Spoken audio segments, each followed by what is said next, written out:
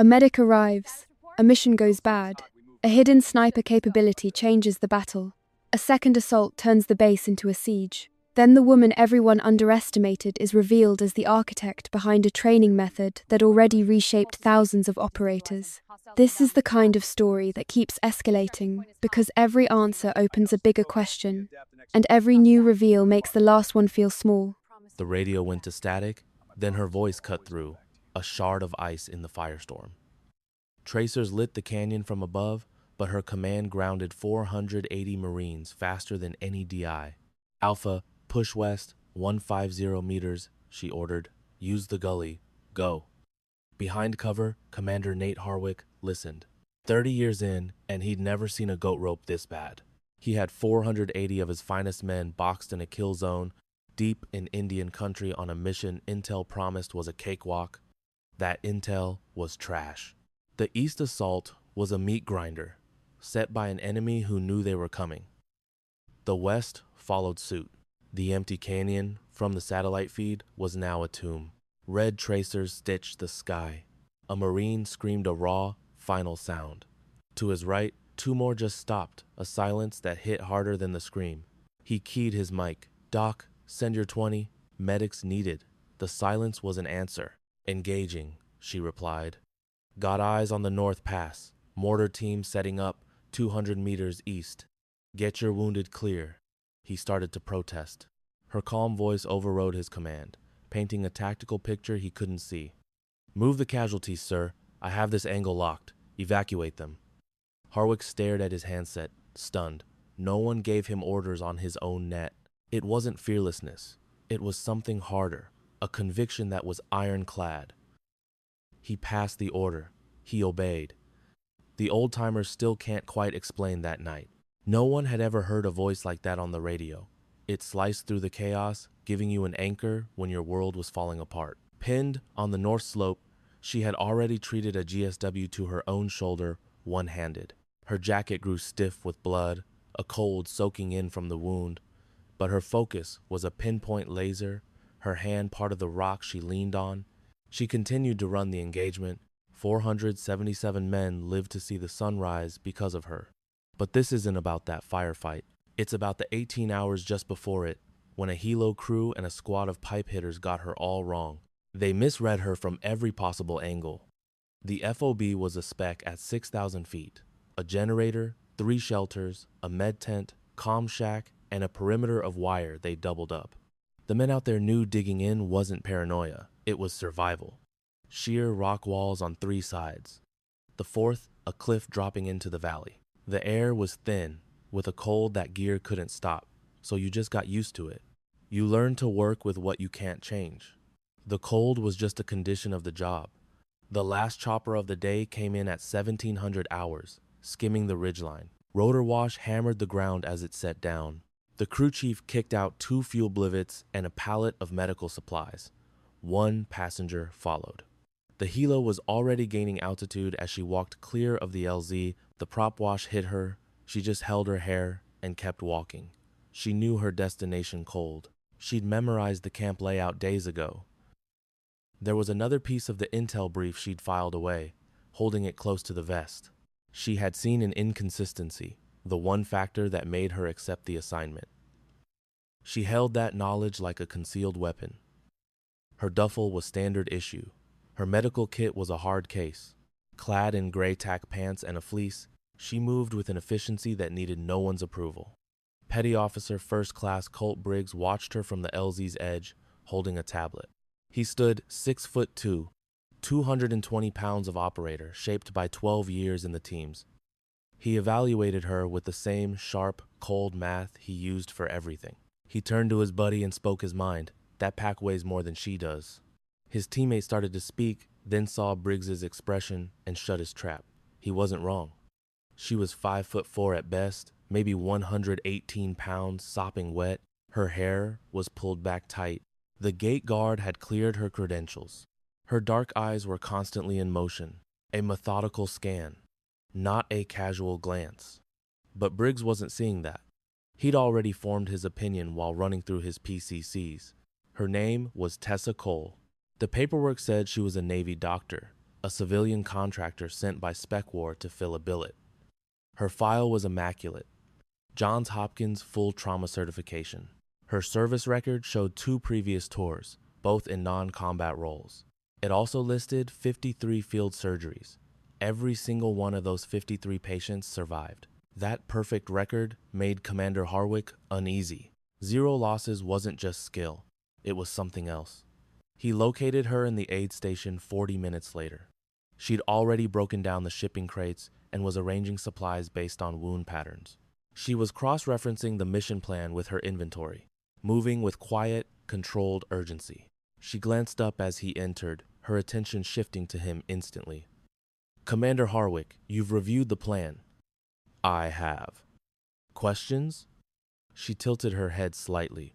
The casualty projection is based on pre-2021 data. Given the new intel, I'd increase that figure by 20%. He watched her. "It's a logistics concern," she stated plainly. "This terrain makes the aid station a primary target. I need to cache 3 trauma kits at pre-planned rally points. I can move them after sundown." Harwick was silent. He'd anticipated the standard questions about radio freaks or medevac birds. He had never had a contractor question his casualty estimates. "Make it happen," he ordered. Stepping out of the tent, the cold air hit him. He filed away the conversation. Another piece of the puzzle. Briggs shared his assessment 3 more times before chow. During the gear inspection, he complained that her medkit was packed for a full-scale invasion. In the briefing, she stood at the back, her gaze locked on the topo map with an unnerving intensity. He made his final pronouncement over dinner. He told 3 of his teammates she was a liability, stating it as an established fact. It wasn't personal. In his line of work, liability was the only word that truly counted. A liability was a variable that got your people killed.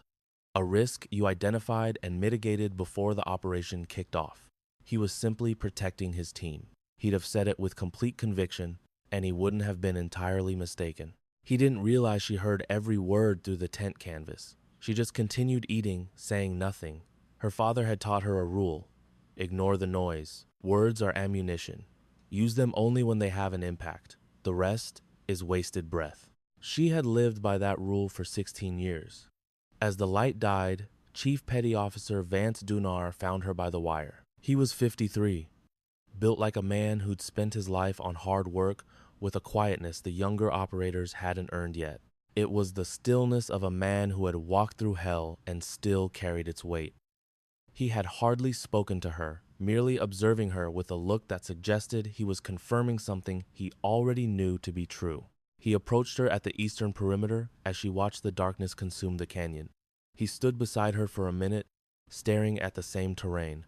"Frank Cole was your father." She took a beat before replying. "He was," she confirmed, SEAL Team 3, deployed to the Gulf and Somalia. He retired in 2012. She looked at him. "He was my instructor at BUD-S in 95, Dunar said. "I was a cocky 24-year-old, right up until Frank showed me what was what." He paused. Frank had spent the next hour methodically deconstructing that arrogance. He did it so politely, it stung even worse. "He never mentioned your name," she said. "He kept work separate." "That's Frank," Dunar agreed. "But he mentioned you once. I ran into him years later, said his daughter had the gift. He described it as the most unique skill he'd seen in 40 years of service, and that he was helping her develop it." She didn't reply. He passed in 2019, March 14th. Brain hemorrhage, 57 years old. Made it through all that just to die in a hospital 3 days after a stroke. She recited the facts with a flat tone, the emotion long since worn away. Dunar nodded slowly. "I'm sorry for your loss," he said. "Thank you." The canyon below was a pool of ink. The stars began to outline the peaks as the camp generator kicked on, its lights flickering before they held steady. "How you were reading that map earlier," Dunar said quietly. "You were watching the high ground, not the objective." He let the observation hang there. "That's pure Frank." She remained silent.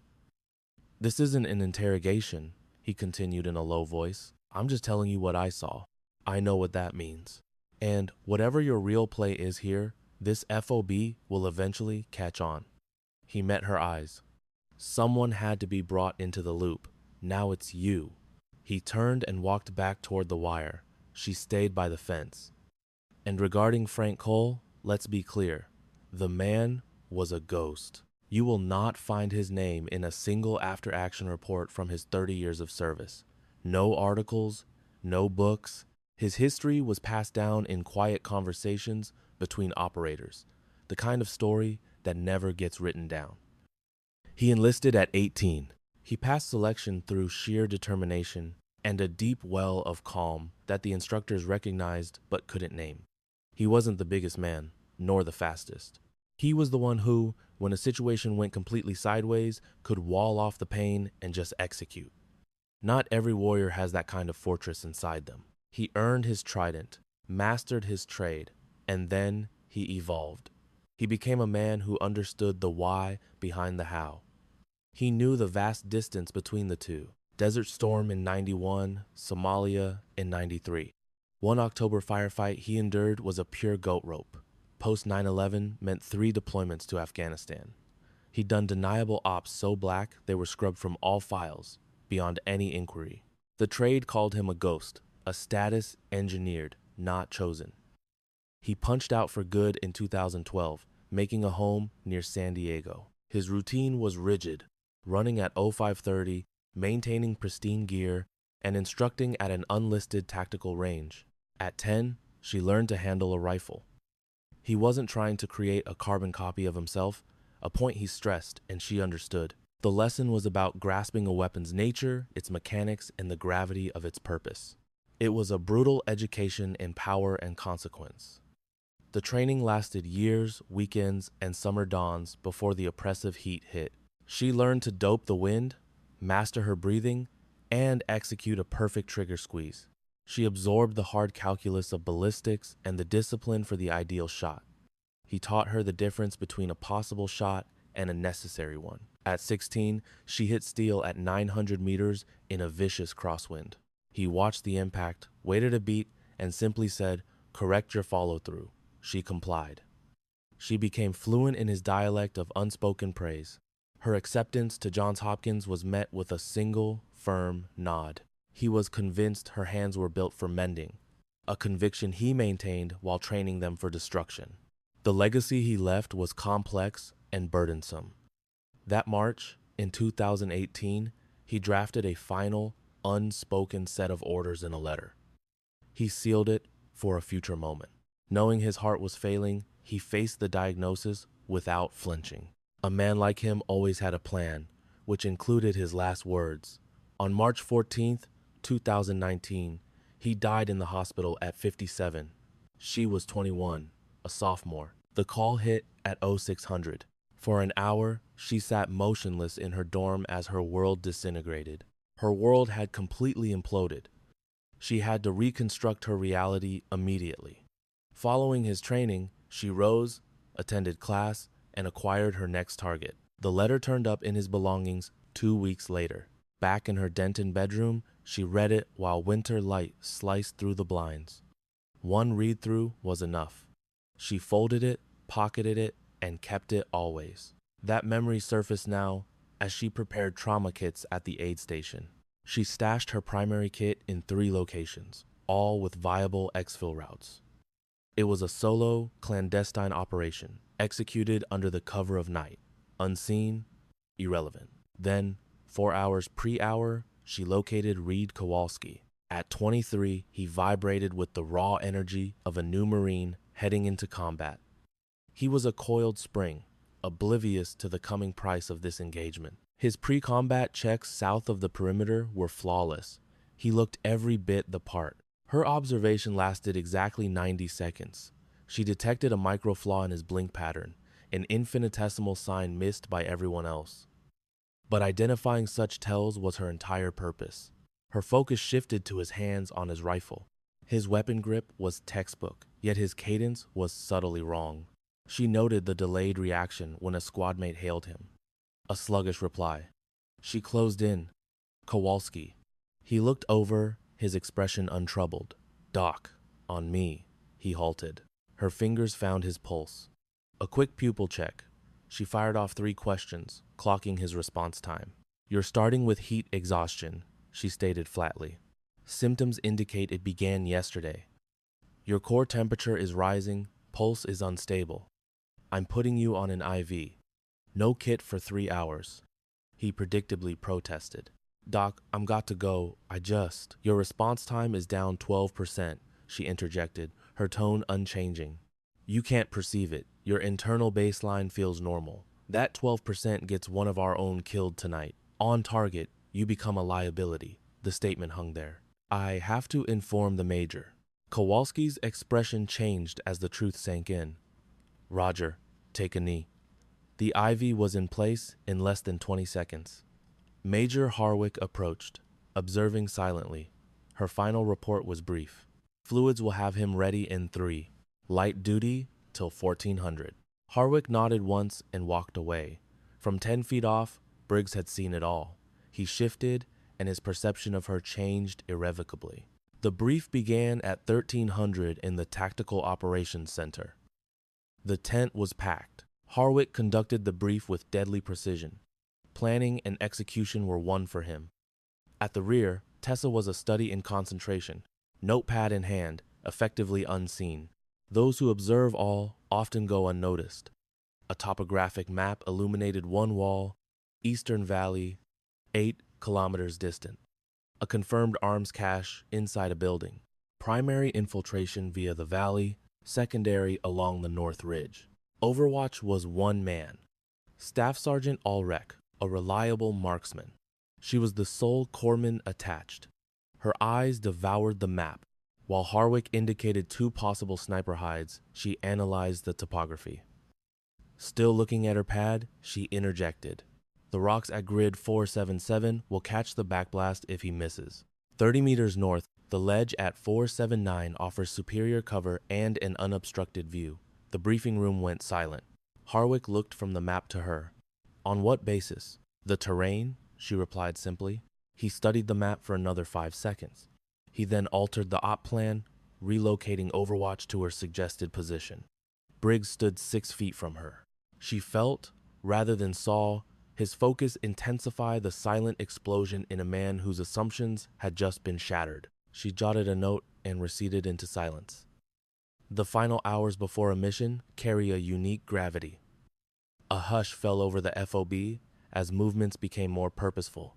Each Marine turned inward, steeling his mind for the task ahead. Weapons were disassembled and cleaned, a ritual informed by harsh lessons. Equipment was inspected twice over. She conducted her own medkit inventory. Then she was still, a hand on the stiff outline of the letter in her pocket. For 5 years, it had been a constant weight against her heart. Her father understood that pivotal moments arrive unannounced. They materialize suddenly and with force. There are no warnings, so you speak your mind while you can. He had made his final statement. His last directive was read so often, it had become her mental architecture. His training was no longer recall, but pure, bone-deep instinct. It solidified within her as the evening air grew colder. Infiltration began at 2100 hours, 3 choppers, running dark and low, tracing the contours of the mountain passes. Secured in the second bird, Tessa saw the dark ridges blur past. Her thoughts were a placid surface, a mental state he'd instilled in her. 3 kilometers out lay the target, situated in a valley that narrowed into an ideal killing ground. Intelligence pointed to a soft objective. Drone feeds were clear. It was meant to be easy, but she knew the distance from supposed to be to is was often measured in blood. The intel was not flawed, merely partial, and ambushes thrive in the missing pieces. She held her assessment in reserve. Her function was to prepare for the worst. At 2 kilometers, the choppers disappeared. The valley was now aware of their presence. She advanced with the assaulters, keeping proper spacing.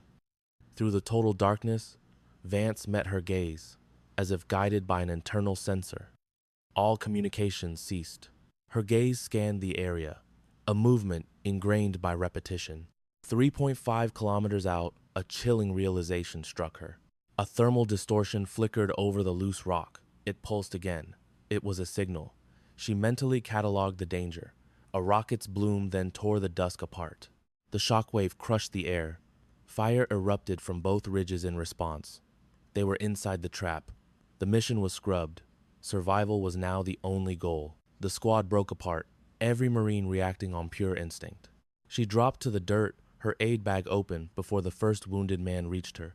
Kowalski was fading fast, his femoral severed. She torqued the tourniquet down hard and began packing the cavity with gauze. Her tone was functional, giving commands, not solace. Consciousness was his only ticket home. Eyes on me. A third casualty appeared.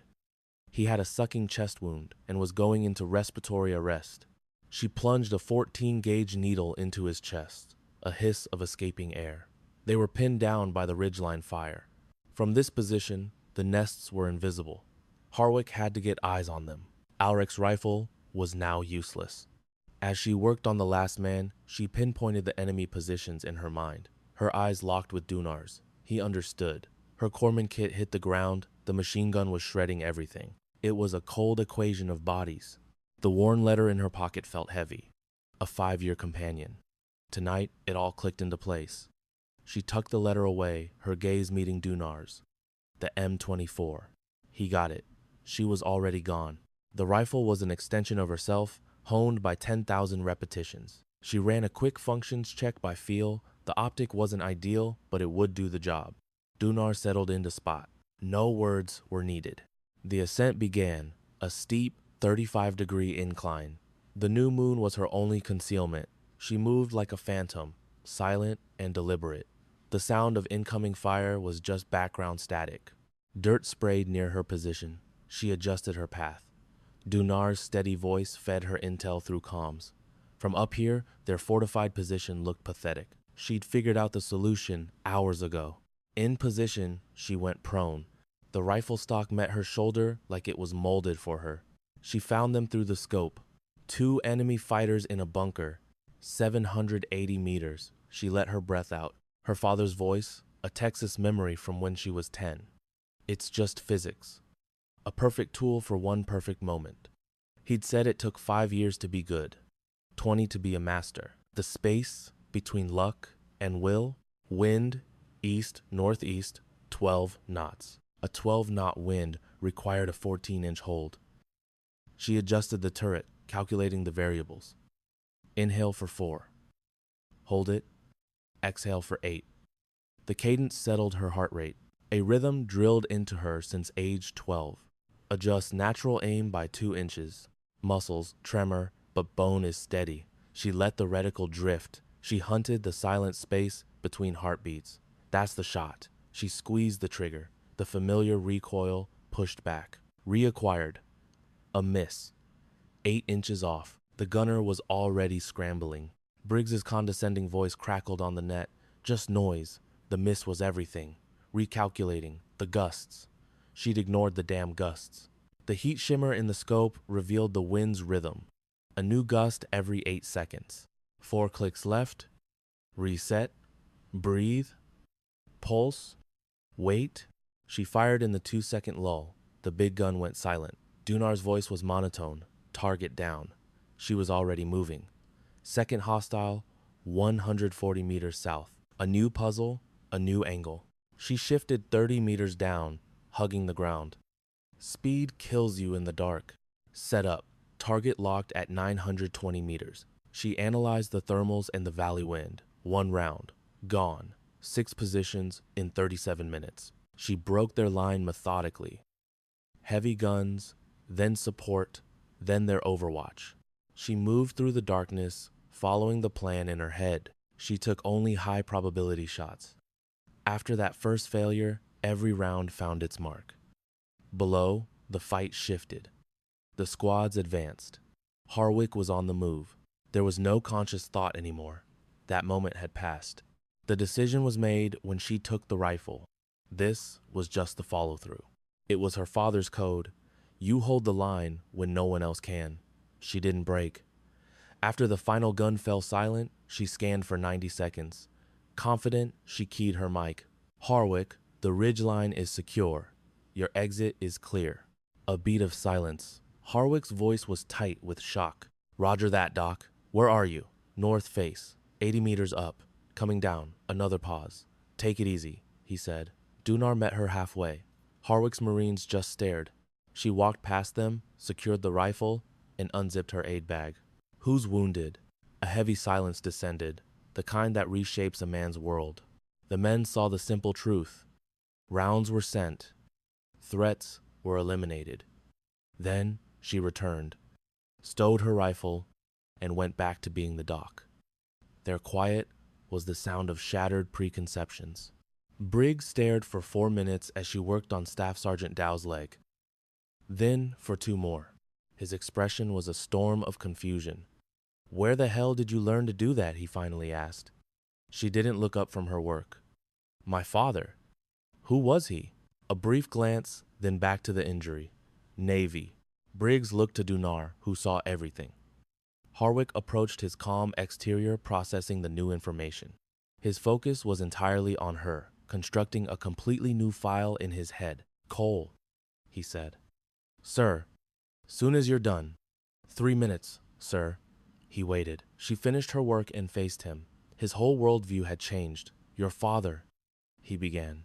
Frank Cole, Master Chief, retired. SEAL Team 3. Harwick's head snapped toward Dunar. Frank Cole, Dunar confirmed, the name a matter of record. Briggs was already heading for the comms tent to pull her file. He was in for a long night. A different silence fell. One not of peace, but of heavy revelation. She looked at Harwick. 4 more wounded need prep for evac. Get to it, he ordered, watching her. Just before dawn, he found her on the east perimeter, methodically cleaning her gear. He came to talk, not for a debrief. She was waiting for him. Somalia. Her hands went still. October 3rd and 4th, 1993. Her dad had only spoken of it twice. She resumed her task. The others were quiet. Harwick nodded. He looked to the horizon. He was your mentor. From age 10. 6 years of fundamentals. Weekends, mornings, summers. Wind, range, trigger, squeeze. The pure science of it. A buckle clicked shut. He was always my instructor. By 19, I'd learned what he could teach me. We just stayed sharp. Then he died. I promised my mother. It was simple. She'd watched him go to war for 30 years. She wanted that part of him buried, too. Not him, just the skill set that took lives instead of saving them. I gave her my word. Tonight, what happened was essential. Her eyes met his. A promise is a container, my father used to say, not the value itself. Its worth is measured by what it protects. When it fails, you choose your loyalty. Harwick studied her. A man I wish I'd known. He was the best man I ever knew, she said, a flat statement of fact, devoid of emotion. He paused. The chief called your father a ghost, his highest praise. Dunar's not one for talk. Said you're 2 sides of the same coin. She stayed silent. Harwick stood, holding her gaze, before issuing his final order. I want a full report after exfil. He added, this isn't a reprimand. It's about you. Your history, your skills, everything I didn't know. It's for the command record, not a chew out. I need to know my people. Understood. He started to leave. Sir, he froze. Kowalski needs a surgeon within 6 hours. The field patch won't hold longer. The transport is waiting. He gave her one last look. Get some rest, Cole. She returned to her gear, beginning post-mission maintenance. Real sleep was a habit she long since abandoned. She focused on the work. It was all she had left. It was all she allowed herself. The letter, first opened at age 21 in a sun-slashed dorm room. Campus life sounded like a broadcast from another world. It was found in his kit 2 weeks after they put him in the ground, one envelope with her name on it. In the familiar silence of her childhood room, she tore it open. It started with admin, just his style. Bank info, lawyer's number, pension data, the government paperwork. She had always valued his precision. A clear directive is a godsend when the world is falling apart. Then, the real message began. Tessa, I should have told you this face to face, but you don't always get that luxury. The clock is rarely that kind. I learned you say what needs saying before the shooting starts, because there's no room for it in the thick of it. You promised your mother-in-law, he'd written, and I honor that. I know she made you swear that because of me. I get it. Your mom knows things we don't, a wisdom paid for by 3 decades of loving a guy like me and shouldering that weight. But I need you to be squared away on this. I was the one who taught you. I did it so you'd have the knowledge, not so you'd walk my same path. I was straight with you on that from day one. I taught you because knowledge is how you carry a heavy burden. Not knowing your own strength makes you a slave to it. Understanding it gives you options. I trust your gut, he wrote. I have since you were 12. The way you assess a problem and see the solution is beyond words. It's damn rare. In 40 years swimming with sharks, I've seen it maybe 3 times. A day is coming, he wrote, when you'll have to choose between your promise and the right move. I won't be there to see it or to guide you.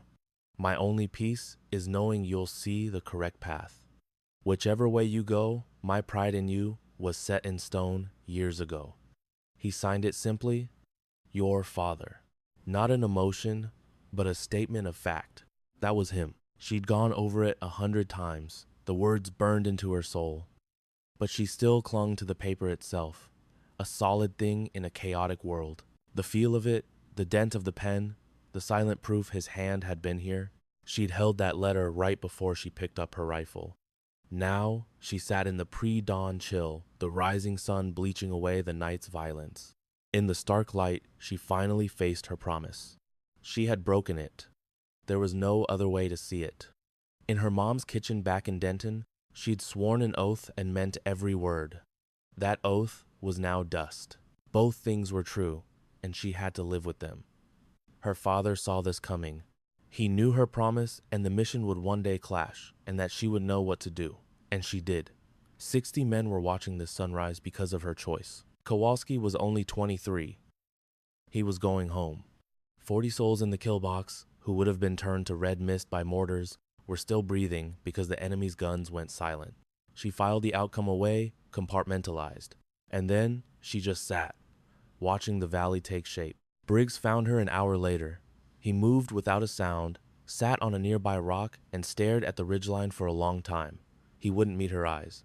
Frank Cole, he said finally, pulled his file on the SATCOM. She remained motionless. Desert Storm. 11 confirmed in Kuwait, all surgical. Somalia. 3 tours in Afghanistan. 7 medals, 4 of which are blacked out at my clearance. He stopped.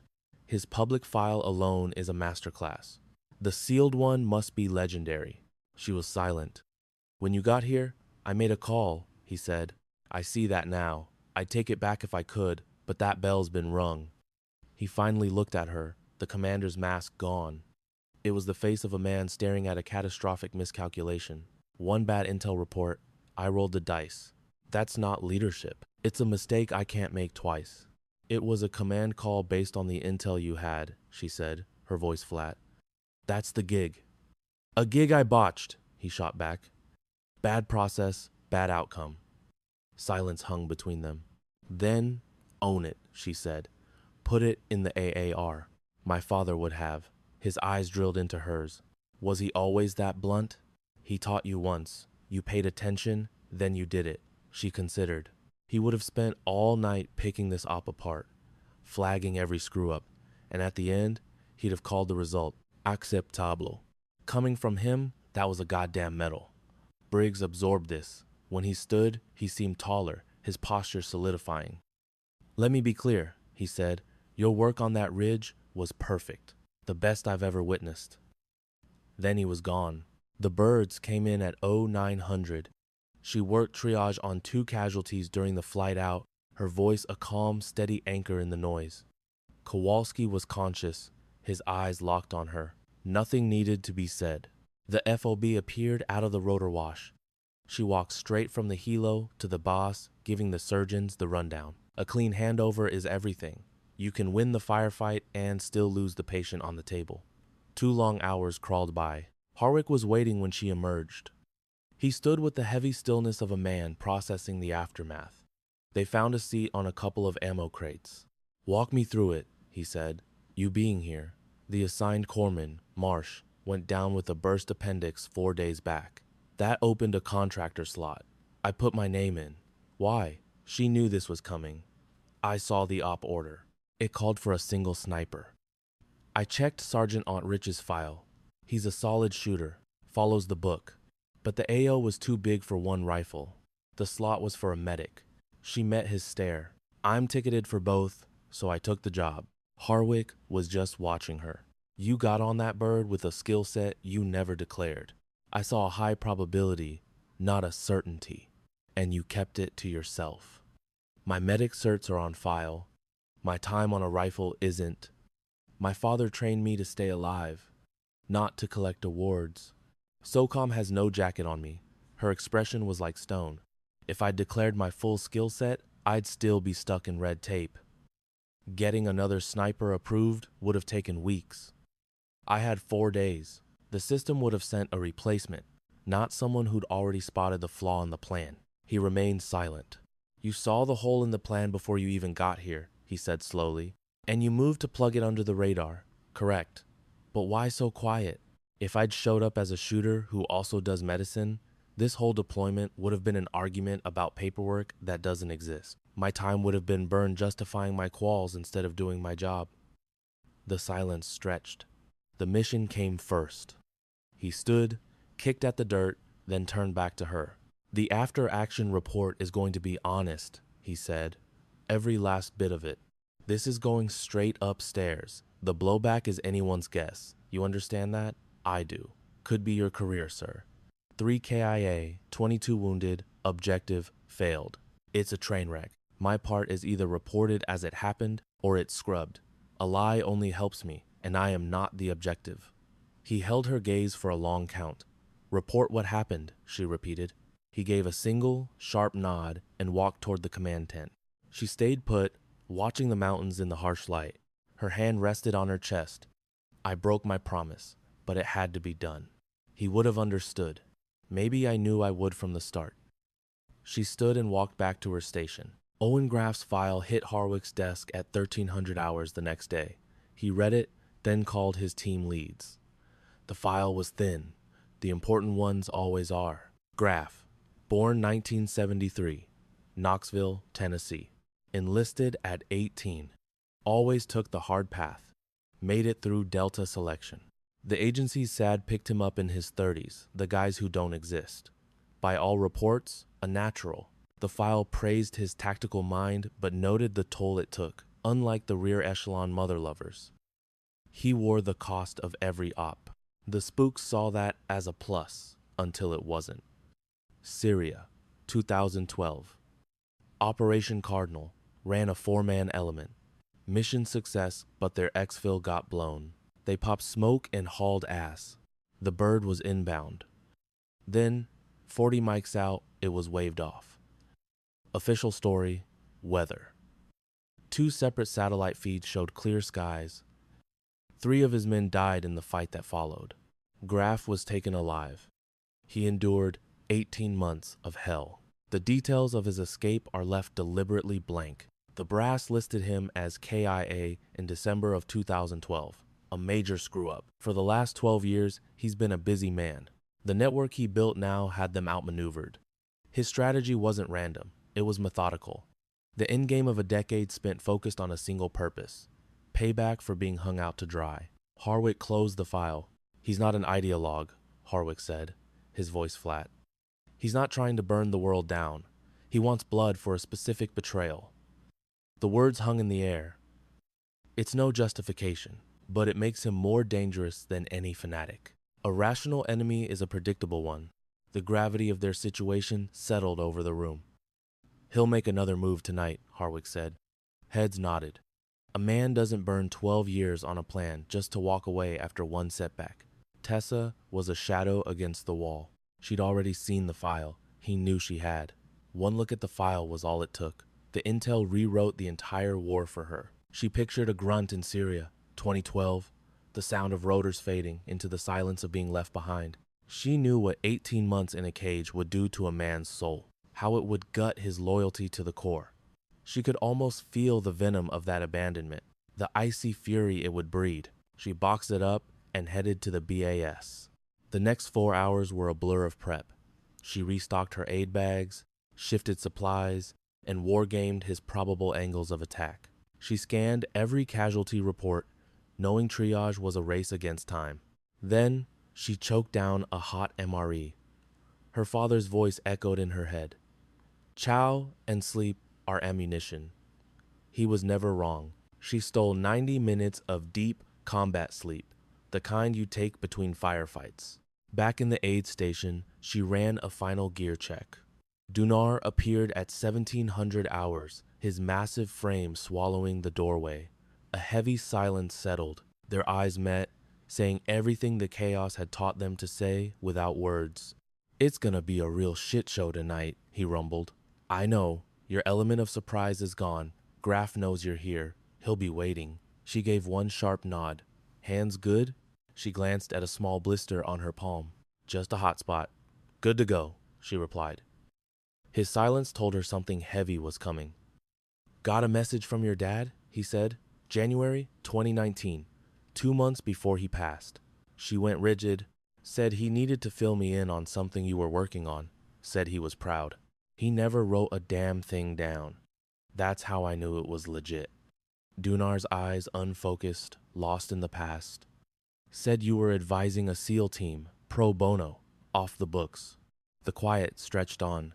He said you wrote a new CCC protocol, called it the single biggest leap for SOF medicine in 2 decades. His exact words. Her gaze fixed on a footlocker. Said you kept your name off it so the doctrine would stick, free of politics. Said you played it smart, that it was your project, top to bottom. Clipping her medkit shut, she whispered, he knew. The tent was still. Light cut through the canvas, striping the gear. The wind kicked up. I held on to that for a reason, Dunar said. I knew your name on day 1, but not the whole story. I'd heard Frank's kid was a shooter, but I didn't get it. Didn't know you were the mentor. His gaze was like a physical weight. Bringing it up sooner might have thrown you off your game. Frank knew you'd get it done without the medals. I figured I owed you both the same respect. She processed that. He was always 3 moves ahead, she said softly. That he was, you knew when I hit the LZ. I had a hunch. Your Overwatch brief nailed it down. Your whole system has a signature, unmistakable. He let the words hang there. He poured the foundation. You built the damn fortress. She didn't respond. For 3 years, she'd honed that protocol on her own time, fixing a fatal flaw. This wasn't some approved program with memos and signatures. It was a new philosophy, built from scratch to solve a lethal disconnect between command and care under fire. The training was delivered over a secure audio link. No face, no rank, completely sterile. The operators called the instructor the mentor, a call sign she never answered. She just did the work. It ends tonight, she said. Tonight, he agreed. He slipped out of the tent, leaving her in the twilight. She went to find Harwick. At 2200, Graf opened the ball. He pushed from the south, using a drainage system that Recon had dismissed as a dead end. That report was 99% accurate. But 1% is all it takes. 200 hostiles poured out of 4 southern tunnels at the same time. They moved as one, like they'd rehearsed it 1,000 times. This was nothing like their last disorganized rush. A new playbook from the same tactical genius. He had clearly learned from their last encounter. The perimeter collapsed in 4 minutes. Harwick had read the tea leaves and stacked the south side. The enemy's first push hit a solid wall of lead and broke. A second wave hit, then a third. Relentless, coordinated strikes from 3 points buckled the line faster than anticipated. A textbook assault on a fortified position. She was in the BAS when rounds started snapping overhead. In under a minute, she was on the eastern line, keeping her head below the tracers. Trauma kit in one hand, rifle in the other. The 2 jobs were now one. The war inside her was over. Briggs's squad was holding the east. She reached them and instantly saw the priority one. Corporal Holloway, with a gunshot wound to the thigh, was bleeding out. She got to work, her mind already mapping the tactical problem. Most of the fire was coming from high ground 200 meters southeast, giving them total fire superiority. Briggs had 2 rifles on it, but their angle was garbage. They were just suppressing, not killing, a fatal error. She packed the wound, cranked the TQ. Briggs, machine gun at 210, you're blind to it. He shot her a hard look, but didn't waste breath arguing. 400 meters. 2 tangos, the left one is popping up and down. She was already on the move. Give me 60 seconds. She dove behind a barrier, her scope finding the target. She tweaked for windage. The shooter's pattern was sloppy. Expose for 3 counts, cover for 4. She watched him for 3 cycles, timed the rhythm, and squeezed on the 4th. The left side threat vanished. She low-crawled 40 meters north for a clean shot at the second gunner, who had shifted position. She found him. Fired. The ridge went silent. 30 seconds later, she was rechecking Holloway's tourniquet. She gave the TQ a final twist as Briggs tried to make sense of what he'd just seen. He just stared, speechless. She was already moving to the next casualty. At 22:40, Kowalski went down. He was on light duty in the rear, which had just become the new front line. He'd been holding his own until his body just quit. She'd been keeping a loose watch on his breathing all day, just in case. His oxygen saturation at 1600 had been on the low side of normal. His breaths were shallow. She'd blamed it on the painkillers. A bad call.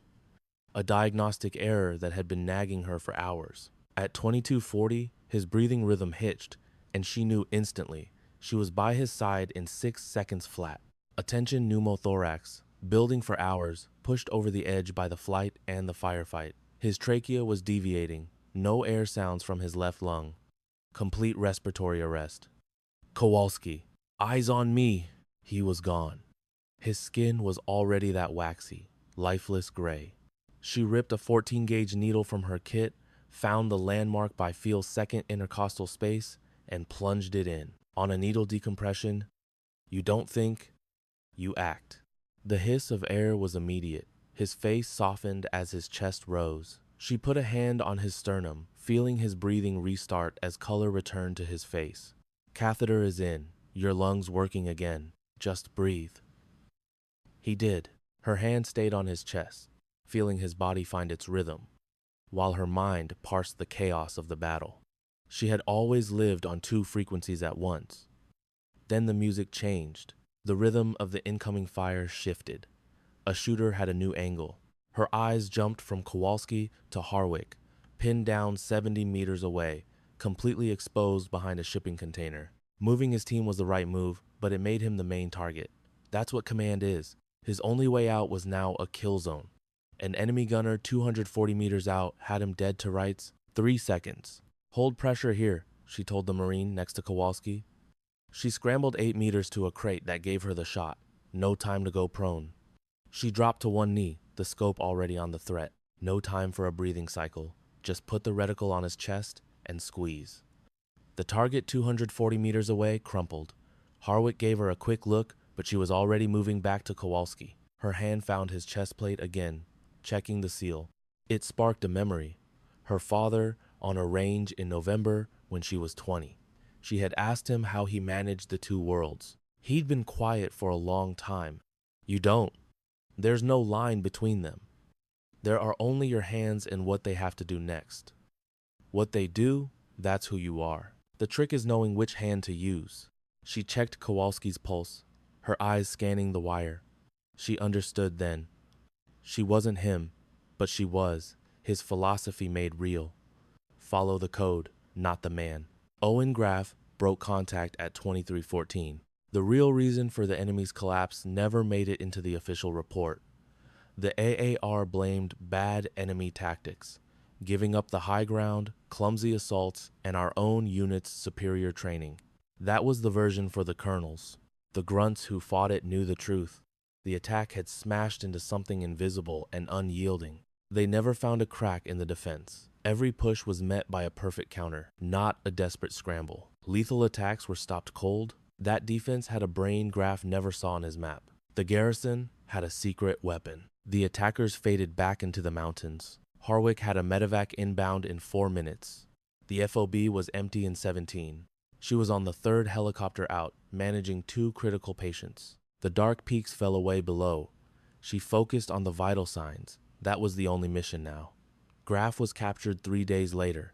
Harwick made sure he was there for the handover, a professional courtesy. He sized up the 51-year-old, a man whose every move screamed of 12 years spent in godforsaken places. Restrained and hooded, Graf met his gaze, ready for the reckoning. Harwick let the silence fester. Syria, 2012. A curt affirmative was Graf's only reply. What unit? It's in the jacket. Indulge me. Graf then gave a flat, 40-minute report. When Harwick stood, he offered no platitudes. This should have been on the books 12 years ago, he stated, turning away. I'm fixing that now. Something in Graf's expression finally cracked. It wasn't relief. It was the look of a man whose burden was finally understood by someone willing to carry it. That's a copy, Graf said. Harwick's AAR ran 47 pages. He told her about it later. He laid out her complete performance, detailing 22 field saves and the tactical calls that enabled them. His conclusion was blunt. Her off-the-books methods yielded superior outcomes. 4 days later, he briefed her. A rear admiral wants to talk, Harwick stated. Thomas Caldwell. He's been heading an integrated training program at NavSpec Warcom for 4 years. He greenlit a black box trial 3 years back, Harwick added, his tone unreadable. Never knew the source. Her face was a mask. He wants to talk potential. This isn't an order. Harwick watched her, claims if he knew it was you, he'd have pushed it through with a much bigger budget. She processed the variables. 4,000 operators. A rogue method becoming doctrine. She weighed being a ghost against the power of an institution. I'll speak with him, she resolved. Harwick nodded. My own boy is 22, he said before leaving. He's at BUD-S. I see the gap between the medical and tactical skills they're taught. He paused. What you did? My son needs that. They all do. He squared his shoulders. Good thing you were there. It was Dunar who spilled the beans. On the 5th night, the rec hall was packed with a few hundred Marines, with more spilling onto the dirt. She was absent, buried in paperwork at the BAS. Dunar got up and talked about Frank Cole. Not the service jacket, but the man. He spoke of what 30 years in the Corps teaches you about the mission and the legacy he forged. He talked about a daughter who'd claimed her birthright with sweat and grit. He spoke of a promise kept in some forgotten ravine. Then, in words they all recognized, he told them about the anonymous instructor from their training. The voice in the Sims belonged to the contractor who had just been on their FOB. That steady voice on the net during the second night's firefight, coordinating units while she was bleeding out that had been her. A heavy silence fell as the reality hit home. Lance Corporal Reed Kowalski shot straight up. He'd heard that voice in 42 different training sims. He'd never put a face to it. The program worked because the teacher was a ghost. It kept him alive. Now, every lesson replayed in his mind. A memory surfaced, a dark valley, a tourniquet being cranked down under fire, the bite of a needle, a hand on his plate carrier. Breathe, Marine. He was on his feet. The guy beside him stood. It wasn't an order. It was a chain reaction among men forged in the same fire. The whole room was standing. He found her in the aid station, lost in reports. He'd been walking for 2 days, his lungs slowly healing. He took the seat across from her. Their eyes met.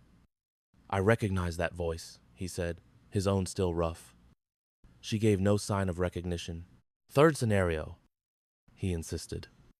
2 years ago, Mascal drill, you said, triage for effect, not speed. The loudest guy isn't always the first one you save. Play for the best overall result. I've replayed that 400 times. It completely changed my thinking. She put her pen down. Correct, he nodded. Why keep it secret? She met his stare.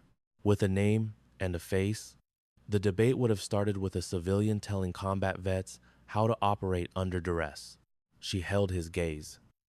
That makes the conversation about me. The material is what matters. The protocol needed to stand on its own merit. He considered that. 314 classes. 14 operators a class, he said quietly, running the numbers. That's over 4,000 Marines. He looked at her. That's all of us. She picked up her pen. You need rest, Kowalski. I know. He got up. He held her gaze. His entire perspective shifted. At the door, he said, "Doc." She glanced up. He gave a single, sharp nod of respect. She returned it. The shoulder operation was a 2-hour procedure. The anesthesia faded cleanly. She woke with a clear head. Harwick was in the chair. "Surgery was a success," he said, looking up from a data pad. "You're good to go." He put the tablet down. Caldwell called. The admiral in charge of that training program. The one who approved the anonymous protocol. Harwick met her eyes. Said he would have funded it properly if he'd known. "What's his angle?" she asked, her voice hoarse. "He wants to scale the program. Make it official, give it a real budget. He's not recruiting you, he's proposing something else." She stared at the ceiling, running the numbers. What happens when the training for 4,000 operators becomes official doctrine? She remembered Kowalski's simple math. Anonymity or impact. Was there a correct choice? "I'll do it," she said. Harwick gave a short nod. "The report is filed. The complete AAR. It's all on the record now," he confirmed. Her jaw tightened. "Good." Briggs arrived at dawn, all business, and took the chair next to her bed. He stared at his hands as the silence thickened.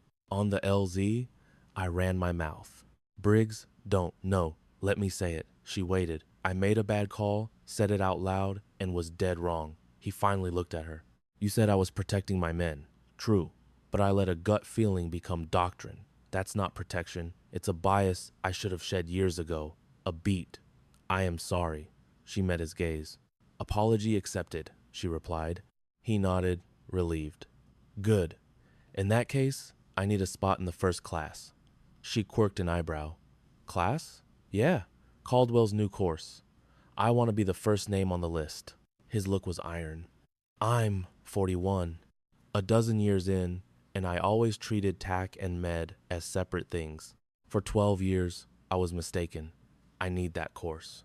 She assessed him for a long moment. "You're on the list," she said. He stood up. "Your father," he started softly. "Whatever his faults, he made you into something tough." Then he was gone. 6 months on, the dark circles under her eyes were gone. She'd regained the 9 pounds she'd lost during the deployment and recovery. Not from training, just food, sleep, and a body no longer primed for a fight. Her left shoulder still protested when it rained. A deep throb, the surgeon said, could be permanent. She filed it away as intel, not an injury. A simple equipment check. She was hitting the pavement at 0530 for a 6-miler by the bay. The pre-dawn ocean air was a shock to the system. Her father used to say routine wasn't a cage, it was a foundation. That foundation supports you when everything else gives way. After the run and chow, she would head to the new Integrated Combat Medicine Center. The first cycle was over, the second was 2 weeks in. The inaugural class had 16 operators. This one had 22. The waiting list for the next intake was 47 names long. She surveyed the 22 men, a mix of seasoned hands and new blood. They were here because the brass finally understood, and the scuttlebutt had gotten out. The word passed from veterans to boots. The gouge was straightforward, new course. Teaches you what you need before you realize you need it. Sign up. Reed Kowalski was in the back row, 100% recovered. He had pushed hard for a slot in this cycle. He'd earned his place. He nodded when she entered. She returned it. Colt Briggs was in the 3rd row, his focus absolute, a man present to learn, not to judge. She moved with the quiet confidence of someone who had demolished a flawed system to build a better one. On the whiteboard, 11 words hung in the air for her father, for the valley, and for what remains when the fire is out. No printout, just Sharpie ink. The words were permanent, not as a rule, but as a creed. The unbending spine of the entire operation. Heal when able, fight when ordered, discern the difference. Her eyes scanned the room. 22 souls from different commands, all sharing the same scars. They'd all toed that line. They were here to master it. That Tuesday in November, she'd phoned her mother, the Pacific crashing just outside her quarters. Her mom, now 63, still occupied the house in Denton, Texas, where Frank, her father, had once kept his garden. Now, her mom worked the soil, her own form of remembrance, keeping him near by tending his patch of earth. They spoke for 40 minutes. She said the shoulder was mending, and for once, it wasn't a lie. When asked about the operators, Tessa detailed the new class, a mixed bag of backgrounds, all laser-focused. She spoke of the satisfaction in seeing doctrine take root in men who'd carry it into the suck.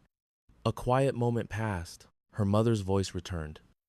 I was scared sick when I heard, terrified, then furious, then terrified, all over again. I know, Mom. I kept thinking what your father would have said, which was that you understood the objective. A pause, that you were precisely where you were supposed to be. He would have said, I'm the one who taught her where that line is drawn. He told me that once, Tessa whispered. I know he did, honey. Her mother's tone softened, releasing a heavy burden. He always ran his own playbook. No, ma'am, he surely did not. Are you square with it all? Tessa watched the black expanse of the ocean. I am now, she replied. Guess I always was. I just didn't have the words for it. Good, that's what counts. Later, she pulled the letter from her jacket, where it had resided for 5 years and 3 months. She sat at the desk, the sealed envelope resting in her palm. The message inside was already etched into her marrow, no longer an order, but a fundamental part of her own code. She simply held it, recalling his lesson. The oath versus the principle. The gut checks. Trusting your instincts when everything went sideways. She had trusted hers. It had been the right decision. She slid the letter into a drawer and shut it. Not discarded, simply retired from duty. She no longer needed to carry its weight. The lesson was now hers. After 5 years of rereading, it was enough. The lesson wasn't just learned. She had become it. Monday, 0800. She stood before 22 operators in the morning light of Coronado. Behind her, 11 words served as their new creed. Words she'd paid for in blood. Caldwell's office confirmed it. Enrollment for the next course had shattered all projections. 2 other units were requesting her program. Her brief to the Senate was now declassified. She let the thought register, then field stripped it. Her gaze fell on Kowalski in the back, pen at the ready, his focus absolute, a man who understood the cost of this intelligence. She caught Briggs's eye. His posture was iron rod straight, a man remade by 2 weeks of hard truth. She saw her father again, logging his 6 miles at 0530 back in San Diego. He was a man who knew that the real work leaves no citations, no medals, no paper trail. He understood that what endures is the capability you build in others, a code that outlasts you. Not the act itself, but the doctrine it leaves behind.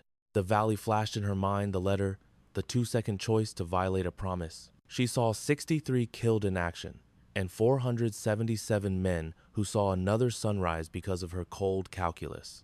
Her mother's voice. The letter, finally at peace. She thought of walking through the flames and emerging forged. She looked at these 22 men, who would now learn to carry a new kind of burden home with them. She drew a steadying breath. All right, gents, she announced. Let's get to work. And the instruction began.